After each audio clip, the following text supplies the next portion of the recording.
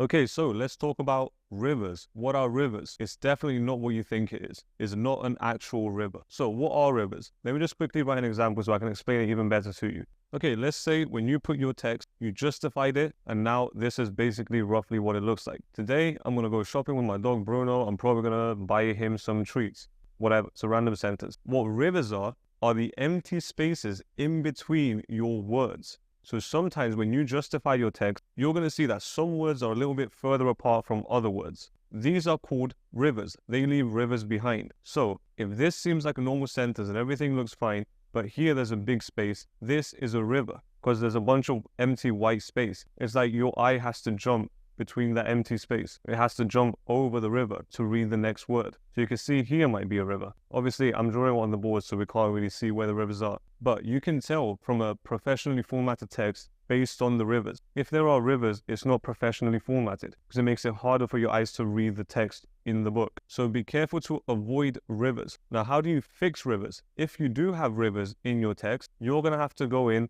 and adjust your tracking or adjust the spacing between the words. Sometimes when you adjust it even a tiny bit, all the words are going to shift and the rivers are going to be completely gone. Now, another thing you can do to fix rivers is to add hyphenation. Now, what's hyphenation? Hyphenation is when a word is about to end right on the edge of the page, but then a little line comes up and it continues on to the next line. So I can have here hyphen and then it will be nation, something like that. This basically means there's no room for the word to be shown on the whole line. So we're just going to cut it in half and put it under here.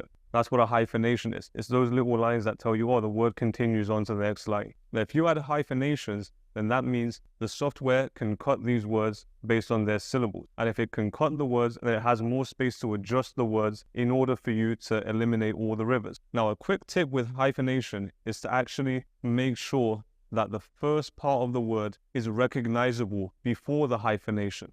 It doesn't matter what comes afterwards, but if I just show you this, if I just show you hyphen and this, you know that the next word is hyphenation. But if I just have this, if I have hi, you don't know what the next word is. You don't know what the next part of the word is. So your brain can't think of the next word. So it breaks up your thinking pattern. So when you're reading, it's not an enjoyable experience. If I have like this, you know that it's probably going to say dinosaur because you don't need to see the rest of the word to figure out that it says dinosaur. If you see dino, what other word is it going to have? I can't think of any. So it's important that when you hyphenate, make sure to include as many syllables at the start as possible in order to make that word distinguishable without having to read the rest of the word. So use hyphenations to eliminate your rivers, but also make sure the reader understands the word before the hyphenation. So fix your rivers with hyphenation and also with tracking. Again, we're going to talk about it in the practical video. I'm going to show you exactly how I do it and how I make it look all nice and pretty so people can read the book and actually enjoy it.